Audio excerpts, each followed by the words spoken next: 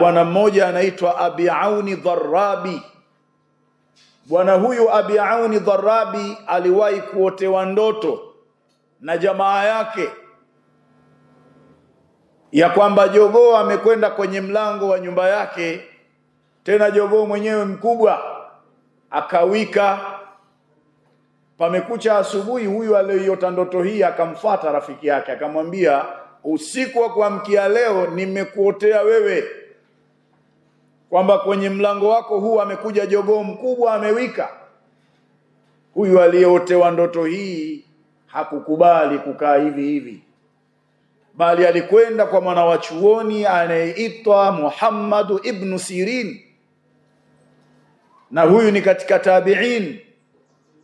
Alipofika kwa Muhammad ibn Sirin akamwambia, shekhe fulani ameniotea ndoto ya kwamba jogoo mkubwa amekuja kwenye mlango wa nyumba yangu amewika.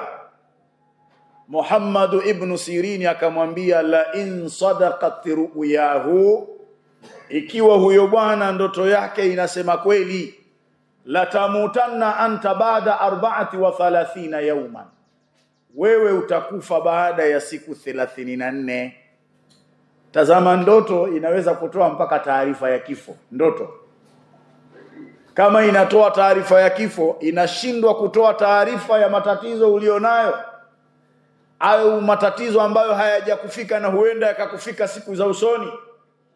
Ndoto inaweza kutoa taarifa hizo. Kwa nini? Kwa sababu ndoto bushra min Allahi ta'ala, ni bishara inayotoka kwa Mwenyezi Mungu Subhanahu wa Ta'ala. Ima unaonyeshwa jambo zuri ili ufanye harakati ya kuliendea hilo jambo zuri, au unaonyeshwa jambo baya ili ufanye harakati ya kuliepuka hilo jambo baya.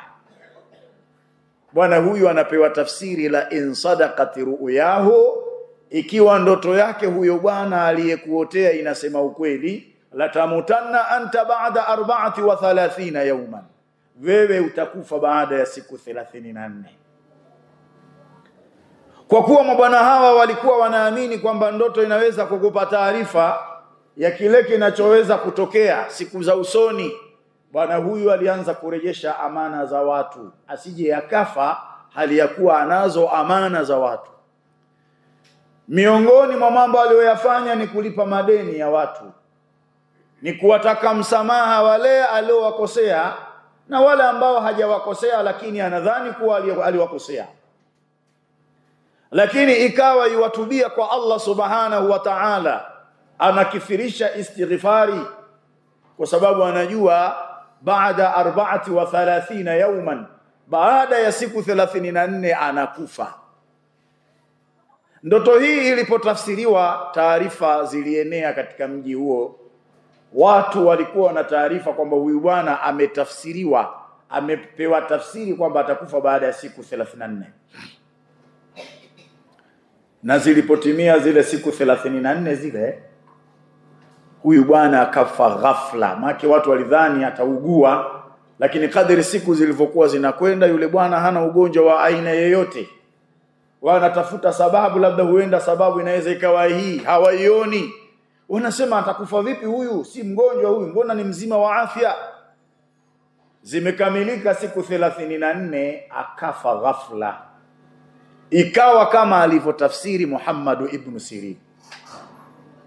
Sasa watu wakashangaa, huyu shekhe alijuaje kwamba huyu bwana atakufa baada ya siku 34?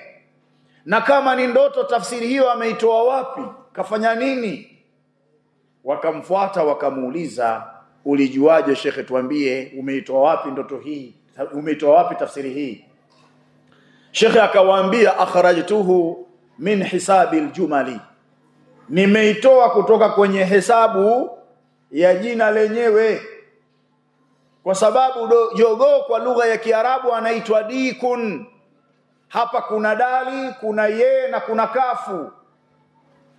Katika hizi herufi tatu, herufi moja inawakilisha 10, na herufi nyingine inawakilisha 20, na herufi nyingine inawakilisha 4. Ukizijumlisha hizi unapata 34. Na huyu jogoo kwenye tafsiri za ndoto ni malakul mauti, ni malaika wa kifo. Anapowika kwenye mlango wa nyumba yako, ina maana wewe utaijiliwa na malaika wa kifo baada ya siku 34.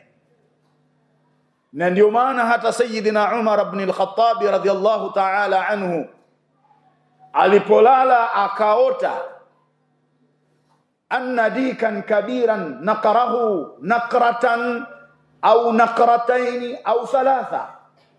Umar alipolala akaota amedokolewa na jogoo mkubwa, mdokoo mmoja au midokoo miwili au mitatu hivi. Alipolala akaota ndoto hiyo, aliposhituka alikwenda kwa Asma binti Umais, na huyu ni mke wa Jaafar ibn Abi Talib, sahabia, huyu ni sahaba. Umar anakwenda kuuliza tafsiri ya ndoto.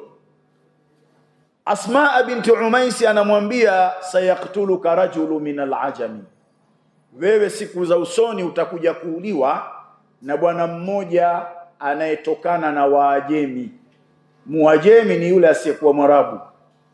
Na kweli Saidina Umar ibn al-Khattab alikuja kuuliwa na bwana mmoja anayeitwa Abu Lu'lu'ul Majusi. Kamkata shingoni hapa, kamkata upanga shingoni Umar akiwa anasali katika lile eneo ambalo kaota anadokolewa na jogoo, na ndio upanga ulipita, na ikawa ni sababu ya Sayyidina Umar ibn al-Khattab kufa. Jogoo katika ulimwengu wa ndoto wakati mwingine anatafsirika kama vile malakul maut, malaika wa kifo.